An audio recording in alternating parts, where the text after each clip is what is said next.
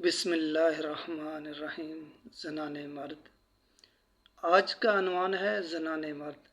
اللہ تبارک و تعالیٰ نے قرآن پاک میں کیا خوب فرمایا کہ نکاح کی گرہ مرد کے ہاتھ میں ہے، یعنی طلاق یا تو شوہر دے سکتا ہے یا شوہر جس کو طلاق دینے کا وکیل بنائے، یا پھر شوہر ہی کے اختیار دینے سے بیوی دے سکتی ہے۔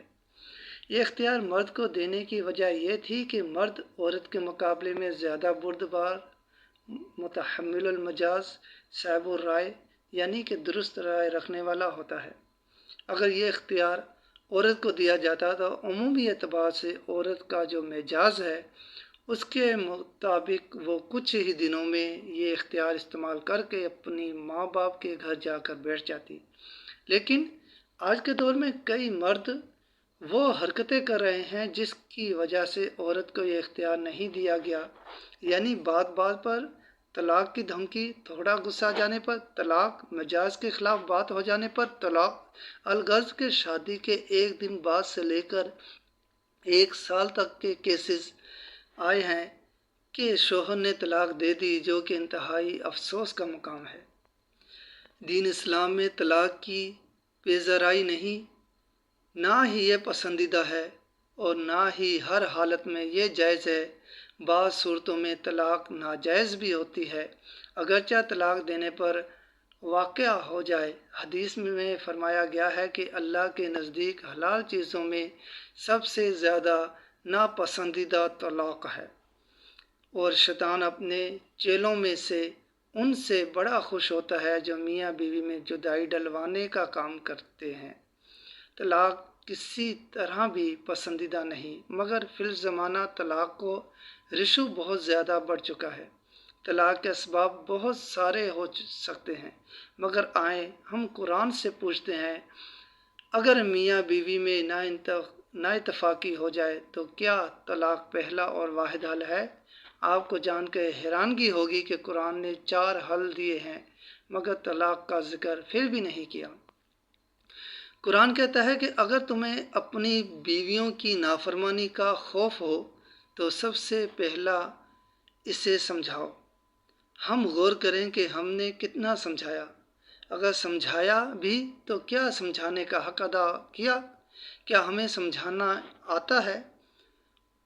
اولاً تو یہ قابل غور ہے کہ ہمیں نافرمانی صرف وہ لگتی ہے جو ہمارے مزاج کے خلاف ہو، لیکن کیا تصور کیا ہے کہ نماز نہ پڑھتی ہو یا بے پردہ باہر گھومتی ہو تو ہمیں نافرمان لگے؟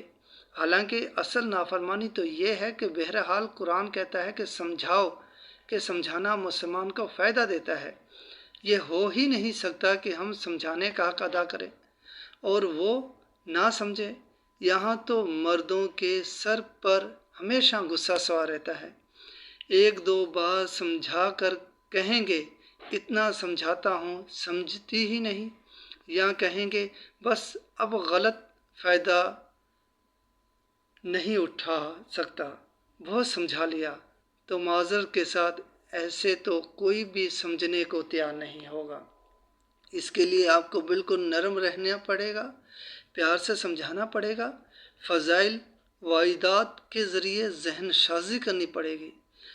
اب آپ نے سمجھانے کا پورا حق ادا کر لیا اور وہ نہیں سمجھ رہی تو قرآن کہتا ہے اپنے بستر الگ کر دو۔ ایک غیر مند خاندانی اور محبت کرنے والی عورت کے لیے یہ سزا کافی ہے۔ یہ کرنے کے بعد بھی اگر وہ سمجھ رہی ہے تو قرآن یہ نہیں کہتا، یہ کرنے کے بعد بھی اگر وہ نہیں سمجھ رہی تو قرآن یہ نہیں کہتا کہ طلاق دے دو، بلکہ فرمایا ہلکی مار مارو۔ یہاں مار سے تشدد مراد نہیں، بلکہ ایسی مار مراد ہے جو تکلیف دہ نہ ہو، 3 ضربیں ایک ساتھ نہ ہوں، نازک اعضاء پر نہ ہوں، بلکہ اس مار کو یوں سمجھایا گیا کہ مسواک سے ہلکا سا تنبیہ کرنے کے لیے مارا جائے۔ مگر ہمارے ہاں تو مرد اس تیسرے آپشن پر بڑی سختی سے عمل پیرا ہیں، اور وہ در حقیقت وہ کون سا قرآنی حکم پر عمل کرنے کی نیت سے کرتے ہیں، بلکہ وہ تو اپنی بڑھاس نکالتے ہیں۔ ایسے مرد انتہائی کمزور ہیں، میں یقین سے کہتا ہوں کہ تھوڑا طاقتور آدمی ایسے مردوں کو کمر سے تھوڑا دبائے تو نانی یاد آ جائے، مگر افسوس کہ اپنی مصنوعی مردانگی عورتوں کو دکھاتے ہیں۔ ایسے واقعات سننے کو ملتے ہیں کہ بدن کانپ جائے۔ ایسے لوگ آخرت میں کیا جواب دیں گے؟ بہرحال امید ہے کہ یہاں پر عورت مان جائے گی، اور جب بھی عورت سدھر جائے تو قرآن کہتا ہے کہ اس کو تانا نہ دو، اس کے در پہ نہ ہو کہ دیکھ سدھار کر رکھ دیا نا، یہ بول کر آپ کیے کرائے پر پانی پھیر دیں گے اور نفرت کا ایک اور بیج بو دیں گے۔ اب آپ قرآن کی خوبصورت تعلیم دیکھیں کہ اب تک جو کرنا تھا چار دیواری میں کرنا تھا کہ میاں بیوی آپس میں ہی مسئلہ حل کر لیں، مگر بدقسمتی سے ہمارے ہاں تو ہر بات کا سر بازار اعلان ہوتا ہے، اور آدھے خاندان کو پتہ ہوتا ہے کہ میاں بیوی کے مابین کیا چل رہا ہے۔ قرآن نے فرمایا کہ یہ سب کرنے کے باوجود بھی مسئلہ حل نہیں ہوتا تو اب ایک منصف مرد کے گھر والوں کی طرف سے اور ایک عورت کی طرف سے بھیجا جائے، ایک منصف مرد کے گھر والوں کی طرف سے اور ایک عورت کے گھر والوں کی طرف سے بھیجا جائے۔ اگر یہ لوگ صلح کا ارادہ رکھتے ہوں تو اللہ میاں بیوی میں محبت پیدا کر دے گا۔ آیت کا یہ حصہ اتنا خوبصورت ہے، بالخصوص گھر کے بڑوں کے لیے۔ آپ اپنا کردار ادا کریں، آپ موافقت پیدا کرنے کی پوری کوشش کریں، مگر یہاں بھی کمزوری پائی جاتی ہے۔ لڑکی کی ماں بعض اوقات لڑکی کو چڑھاتی ہے کہ دبنے کی کوئی ضرورت نہیں، ہم نے چوڑیاں نہیں پہنی، ہمارے پاس بہت جگہ ہے، وغیرہ وغیرہ۔ ایسے موقع پر جو سمجھداری کا مظاہرہ کرتے ہیں وہ کامیاب رہتے ہیں۔ آپ دیکھیں کہ کس خوبصورت انداز میں گھر کا ماحول بہتر بنانے کی تعلیم دی گئی۔ یہ سب کچھ بیان کرنے کا مقصد یہ ہے کہ آج کل ہمارے معاشرے میں اس کی اشد ضرورت ہے۔ مردوں سے گزارش کروں گا کہ اپنا ہنستا کھیلتا گھر اپنے ہاتھ برباد مت کریں۔ ایک منصف ناز آپ کے لیے اپنا سب کچھ چھوڑ کر آئی ہے۔ ظاہر ہے کہ نئی جگہ آنا رہنا ایڈجسٹ ہونا مشکل ہوتا ہے، پھر یہاں اس کے ناز اٹھانے والے افراد نہیں، پھر ساس نند اور بھاوج کے ساتھ ایڈجسٹ ہونے میں وقت لگنا، پھر کام کا لوڈ، پھر کھانے میں نمک مرچ کم زیادہ ہو جانے کا ڈر، اور پتہ نہیں کتنے خوف اس کو لاحق ہوتے ہیں۔